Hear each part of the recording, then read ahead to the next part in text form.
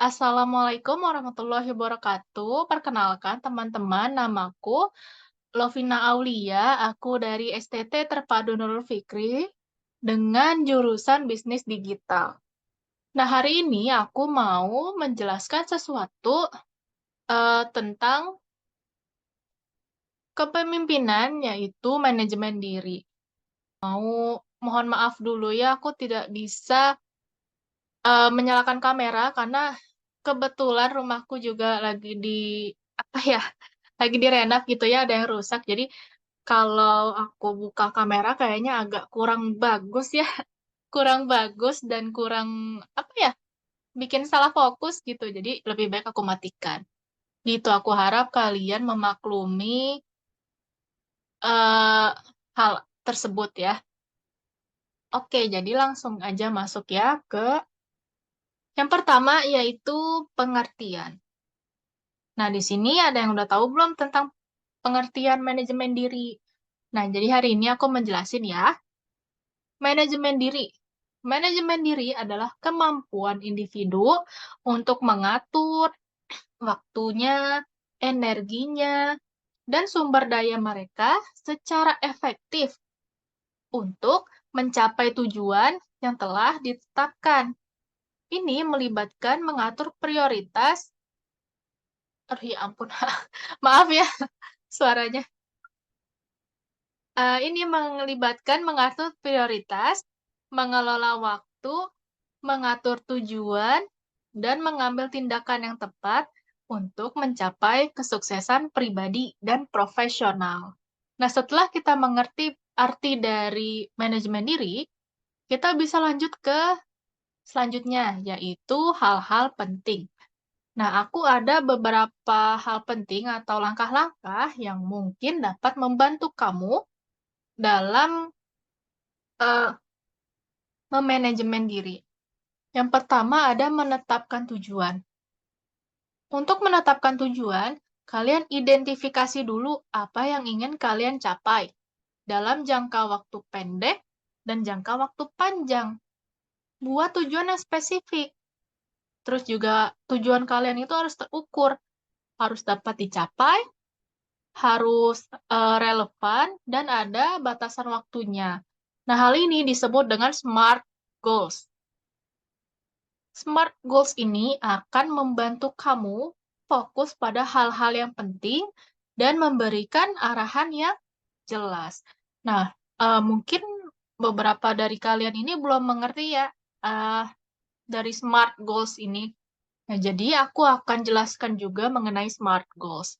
SMART goals itu singkatan dari specific, measurable, kemudian ada achievable, kemudian ada relevant, dan yang terakhir, time bound. Yang pertama nih, yang S, spesifik. Spesifik itu artinya kalian tujuannya harus spesifik, harus jelas, harus detail, harus rinci. Contohnya kayak apa nih? Jangka pendeknya. Oh ya, dalam menetapkan tujuan itu kalian harus punya jangka pendek dan jangka panjang. Contoh spesifik untuk jangka pendeknya. Aku pengen dapat nilai UAS, aku pengen dapat nilai UTS 100. Itu goals aku dalam jangka pendek. Tapi belum spesifik. Yang spesifik terus kayak gimana? Yang kayak gini. Kalian kan, aku kan pengen dapat nilai UTS 100. Nah, itu UTS yang mana yang aku mau dapat nilai 100? Mata kuliah apa? Oh, aku pengen UTS Bahasa Inggris aku di semester 2 nilainya 100. Nah, kalau seperti itu, kita jadi lebih spesifik. Terus untuk jangka panjangnya, aku pengen lulus dengan IPK 3,9. Ini juga masih belum spesifik. Terus yang spesifik tuh kayak apa? Kenapa sih harus spesifik? Karena yang pertama, lulusnya kapan? Kalian pengen lulus IPK 3,9, tapi kalian nggak bilang lulusnya mau kapan. Bisa aja lulus 3,5 tahun, atau lulus 4 tahun, atau kalian lulus 5 tahun, atau mungkin aja 6 tahun. Kan nggak ada yang tahu, karena kalian nggak sebutin mau lulusnya kapan. Oh, saya maunya lulus dengan IPK 3,9 dalam jangka waktu 4 tahun. Tidak kurang dan tidak lebih.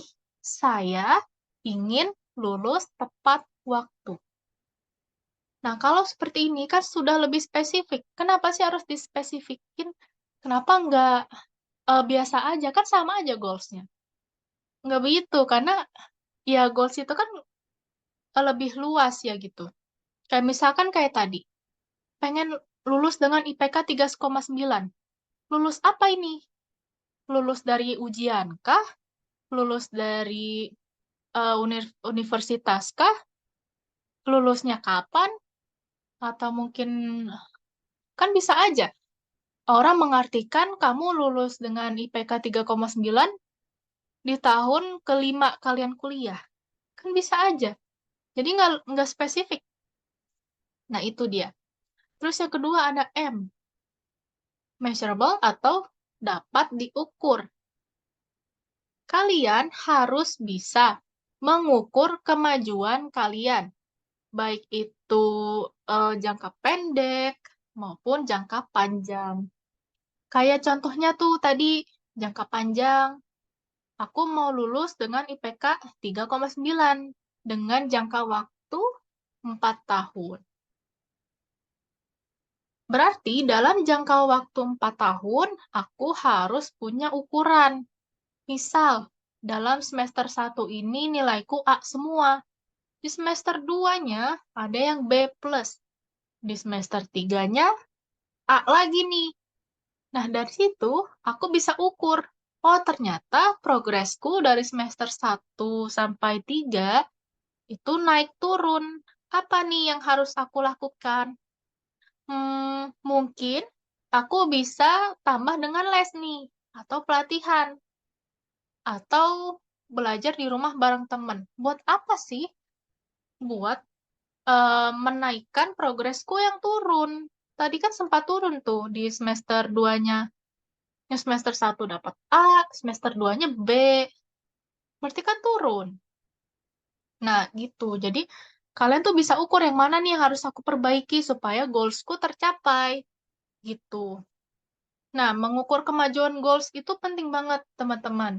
Supaya kalian tetap bisa melacak progres dari goals kalian. Supaya kalau ada progres yang turun, kalian bisa perbaiki jadi naik. Agar kalian tidak semakin jauh dengan goals-nya. Kalian pernah kepikiran nggak? Udah set goals nih, kalian udah tahu nih goals-nya apa. Kalian udah punya goals secara rinci. Tapi giliran dikerjain, giliran dilakukan, kok nggak nyampe-nyampe ya tujuannya? Aku sudah melakukan semuanya, tapi kok goals-nya terasa semakin jauh ya?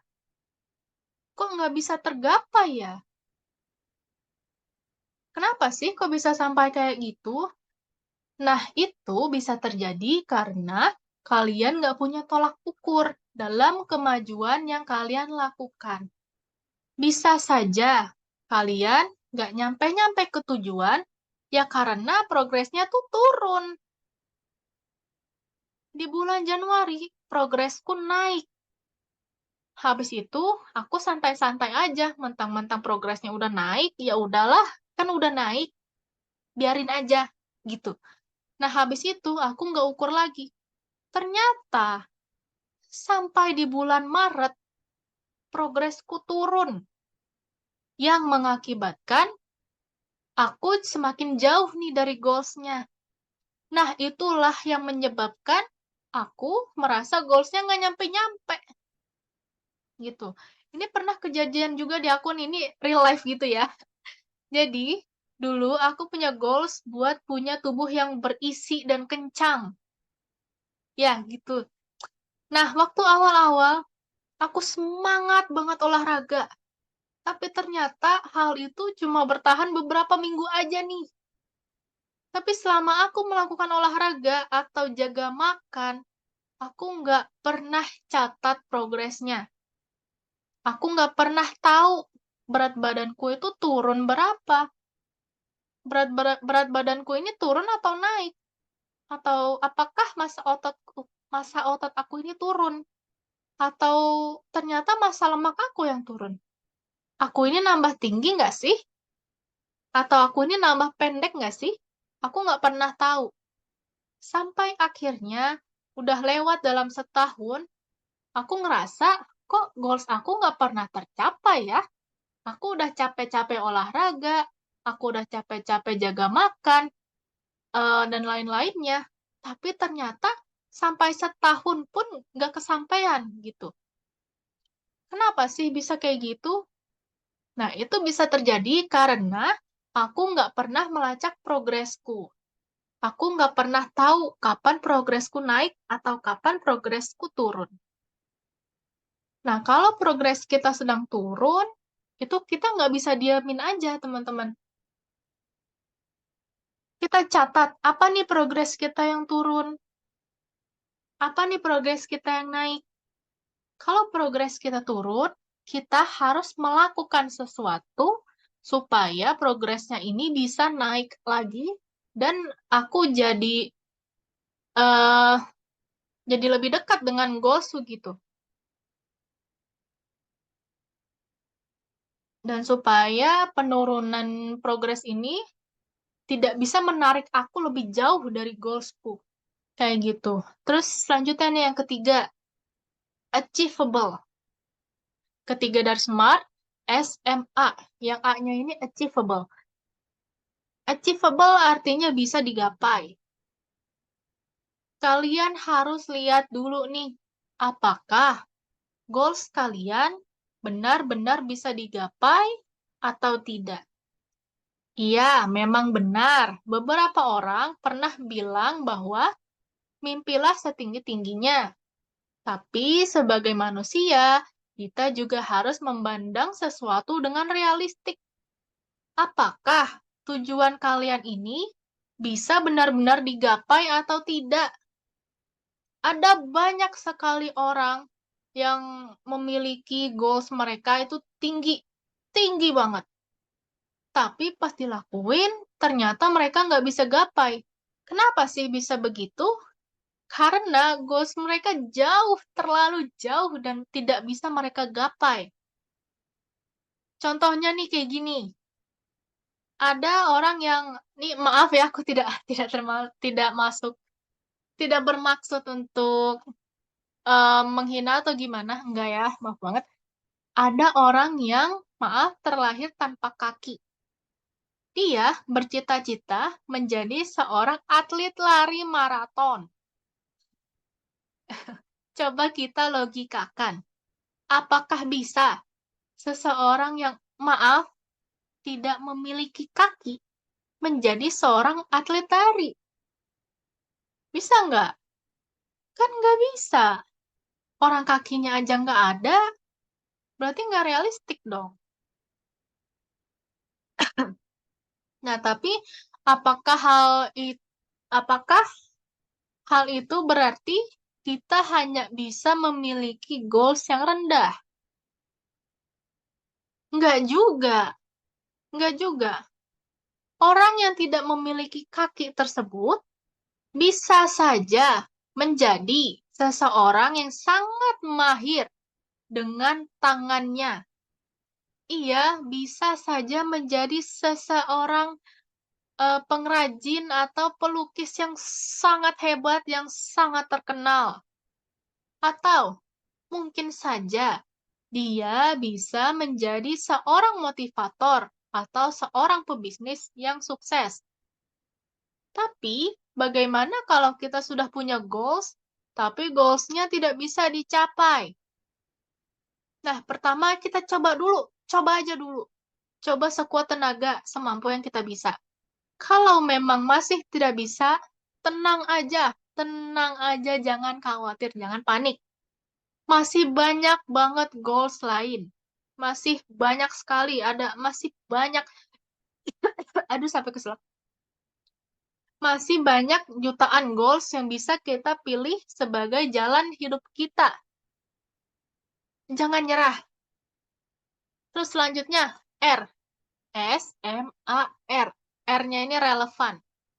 Dalam membuat sebuah goals, itu harus relevan. Kayak tadi nih, hal ini menyangkut dengan pembahasan kita tadi. Apakah goals kita sudah relevan dan bisa di-achieve? Apakah goals kita sudah relevan dan bisa digapai?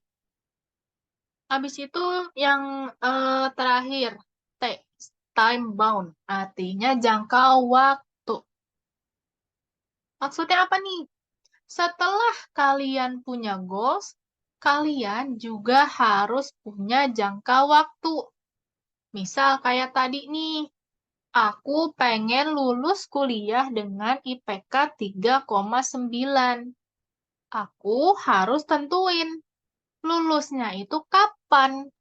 Apakah 3 tahun, ataukah 4 tahun, atau mungkin 5 tahun.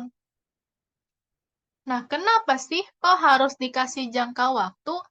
Biar kita nggak terlalu leha-leha. Nah, ini adalah penyakit orang banyak banget, hampir di seluruh dunia, hampir aku yakin 90% orang terlalu banyak leha-leha. Sampai akhirnya nggak sampai ke tujuan. Nah, kalau kita nggak punya jangka waktu, kita akan kesulitan dalam mengukur kesuksesan kita. Aku pengen lulus dengan IPK 3,9, tapi aku nggak tahu jangka waktunya kapan. Yang ada nanti aku malah leha-leha. Kayak, ya udah nih, goalsku udah ada. Aku pengen lulus dengan IPK 39. Goalsnya udah ada, nanti aja deh aku kerjain. Nanti aja deh aku usahanya. Yang penting goalsnya udah ada. Nah, kalau udah kayak gini, kalau nanti-nanti mulu, kita suksesnya kapan nih? Kayak gitu. Nah, yang kedua, mengatur prioritas. Identifikasi, yang ini ya, mengatur prioritas. Kita identifikasi tugas-tugas yang paling penting dan akan berdampak besar. Buat daftar tugas berdasarkan prioritas. Dan kerjakan yang paling penting terlebih dahulu. Fokus pada tugas yang akan memberikan hasil terbesar. Setelah kalian sudah punya tujuannya, kalian atur lagi nih skala prioritasnya tuh kayak apa. Kayak tadi nih, aku pengen dapat nilai UTS, eh upload nilai saya pengen dapat nilai UTS 100. Ya kan? Kita udah punya nih spesifik nih. UTS Bahasa Inggris di semester 2 nilainya 100. Habis itu aku buat skala prioritasnya. Berarti prioritas aku adalah belajar bahasa Inggris. Kalau ada UTS 2 nih misal, nah aku prioritasin dulu nih yang mana yang ingin aku capai. Berarti aku kerjakan bahasa Inggris dulu. Setelah bahasa Inggris selesai, baru aku kerjakan yang lain gitu. Atau ada tugas-tugas yang lain nih. Tugas yang paling penting dulu, aku rinciin dulu nih yang mana yang paling prioritas gitu, yang paling jangka waktunya paling sedikit, yang tenggat waktunya paling sedikit itu aku kerjakan lebih dulu, baru nanti kalau sudah selesai aku kerjakan yang jangka waktunya, tenggat waktunya lebih lama. Begitu, pokoknya kalian harus prioritasin dulu nih, mana yang lebih penting atau yang bisa nanti aja gitu. Terus yang ketiga, mengatur waktu. Buatlah jadwal atau rencana harian atau mingguan. Tetapkan waktu yang khusus untuk tugas-tugas yang penting dan hindari pekerjaan yang tidak produktif atau mengalihkan perhatian. Buatlah kebiasaan untuk menghormati komitmen waktu kamu. Nah, setelah kita udah ada skala prioritasnya, kita sudah tahu prioritasnya yang mana, kita tinggal atur waktunya nih. Kita buat jadwal supaya waktu kita tuh tidak terbuang sia-sia. Misalkan aku sudah punya goals nih untuk dapat nilai UTS 100. Aku harus mengatur waktu. Bagaimana caranya aku bisa belajar? Bagaimana caranya aku bisa mengurangi kegiatan yang tidak bermanfaat dan aku alihkan dengan belajar bahasa Inggris supaya nilai bahasa Inggrisku ini bagus gitu. Misalkan aku main HP sehari itu 15 jam. 15 jam ini terbuang sia-sia cuma buat HP. Sedangkan goalsku ini udah ada. Terus apa yang harus aku lakukan? Nah, aku bisa mengatur waktu aku nih. Waktu main HP yang tadinya 15 jam, bisa aku potong jadi 3 jam aja. Terus sisa waktunya aku apa ini? Sisa waktunya bisa aku pakai untuk kegiatan yang lain, kayak belajar bahasa Inggris, atau membaca apa kamus-kamus, atau belajar listening, gitu kan. Nah, dengan begitu waktu aku nggak terbuang sia-sia, dan ya lebih bermanfaat, gitu. Terus, habis itu, mengelola energi. Untuk mengelola energi ini, penting sekali untuk memerhatikan kesehatan fisik dan mental agar kita tetap energik dan bugar. Lakukan olahraga secara teratur, tidur yang cukup, makan makanan yang sehat, dan atur waktu untuk rekreasi juga nih. Terus kita juga harus latih keterampilan manajemen stres, seperti meditasi atau teknik relaksasi untuk menjaga keseimbangan emosional. Nah, kayak tadi nih, setelah kita sudah punya tujuannya, kita sudah mengatur skala prioritasnya, kita sudah mengatur waktunya, tapi kita lupa untuk mengatur energi kita lupa untuk mengatur badan kita. Semua goals itu sangat, apa ya, sangat berinti pada tubuh. Karena yang menjalankan itu tubuh. Kadang ada banyak sekali ya orang yang terlalu, apa ya, karena mereka sangat ingin goals mereka itu tercapai, mereka jadi lupa nih akan kesehatan mereka. Akhirnya apa? Mereka kerja nggak kenal capek. Akhirnya mereka terlalu stres. Akhirnya mereka sakit. Yang terjadi apa? Mereka cuma bisa terbaring di kasur, dan goals mereka di hold gitu. Goals mereka tertunda. Karena apa? Karena tubuh mereka yang tidak sanggup, dipaksa terus-terusan kerja rodi cuma buat uh, goals mereka, cuma buat mewujudkan goals mereka. Gitu akhirnya semuanya jadi kacau. Nah, makanya penting sekali bagi kita untuk mengelola energinya, energi yang kita punya. Terus yang kelima ada mengatur lingkungan. Pekerjaan kita dapat dipengaruhi oleh lingkungan sekitar. Pastikan lingkungan tempat kita bekerja kita bekerja itu teratur dan bebas dari gangguan yang tidak perlu. Buatlah ruang yang nyaman dan terorganisir untuk meningkatkan produktivitas. Nah, lingkungan ini kan sangat, apa ya, sangat krusial ya untuk kita-kita. Nah, kita bisa menciptakan lingkungan kita sendiri, lingkungan yang, apa ya, yang bisa membuat kita itu lebih produktif. Misalkan kayak tadi nih, aku kan pengen dapat UTS 100 ya di bahasa Inggris. Tapi lingkunganku ini, apa ya, lingkungan-lingkungan orang males. Gitu, yang kerjanya cuma kuliah, pulangnya nongkrong. Kuliah, nongkrong. Kalau nggak nongkrong ya jalan, kemana gitu kan. Atau atau main-main gitu ya, pokoknya nggak bermanfaat lah gitu.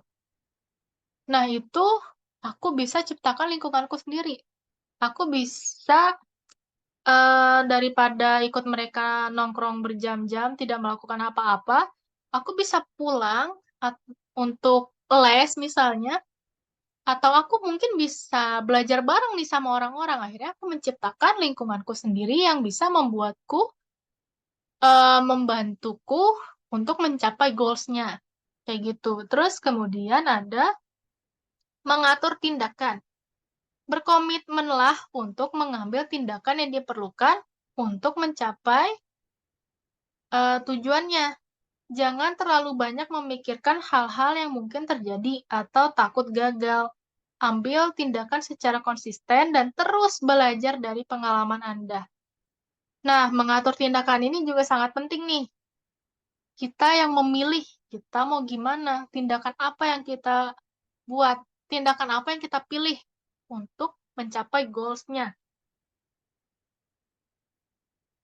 gitu. Kadang kadang, kita mengambil tindakan yang salah, benar nggak nih? Nah, tapi kita tidak perlu, apa ya, tidak perlu berkecil hati, tidak perlu takut, tidak perlu, ya pokoknya tidak perlu inilah, tidak perlu sedih, kita bisa belajar dari pengalaman, gitu. Nah, selanjutnya evaluasi dan pelajari. Evaluasi kemajuan kita secara teratur dan identifikasi apa saja yang bekerja dan tidak bekerja. Lakukan perubahan yang perlu dilakukan dalam metode manajemen diri kita. Tetap berpikiran terbuka dan terus belajar serta berkembang. Nah, ini dia yang tadi aku ngomongin. Dalam mengatur tindakan, kadang kita pilih tindakan yang salah, yang akhirnya kita gagal. Nah, dari situ, dari kegagalan itu, kita bisa evaluasi. Oh, yang mana nih yang bikin kita gagal? Yang mana ini yang bikin, kita jauh dari goals-nya?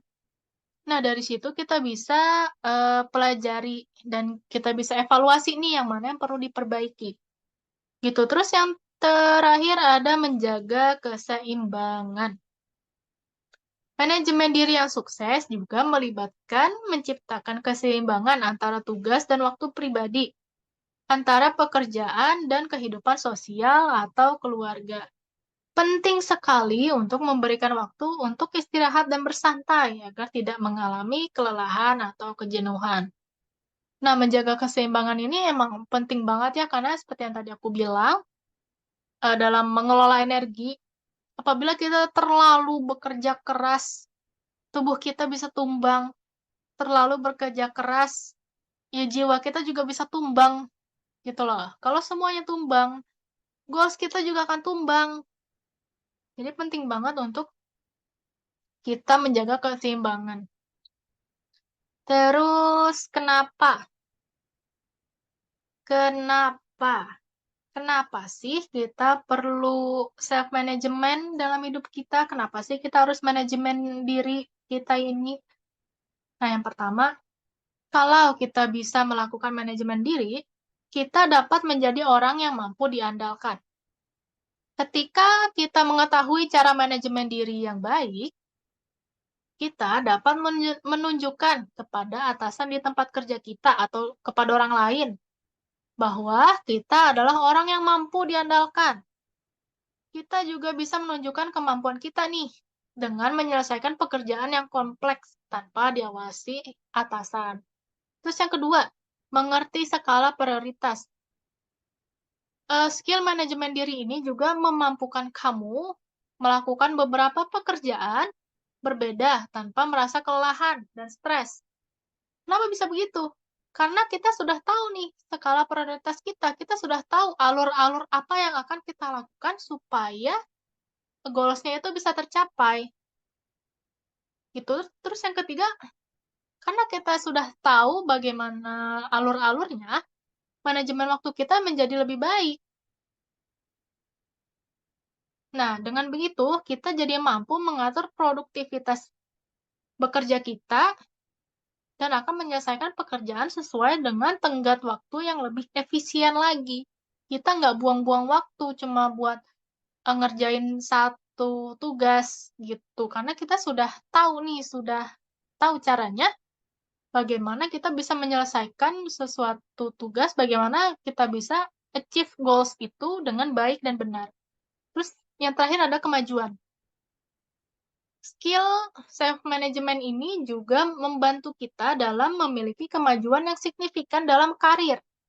Ini tidak menutup kemungkinan kita akan dipromosikan untuk jabatan yang lebih tinggi. Terima kasih ya teman-teman, itu aja yang bisa aku sampaikan kepada kalian. Sekali lagi aku mohon maaf, aku tidak bisa open cam, karena memang kamarku ini sedang direnov, aku takut mengganggu pemandangan, gitu ya. Mengganggu pemandangan, bikin kurang fokus atau gimana, itu jadi lebih baik aku matikan. Iya, segitu aja yang bisa aku sampaikan. Terima kasih. Wassalamualaikum warahmatullahi wabarakatuh.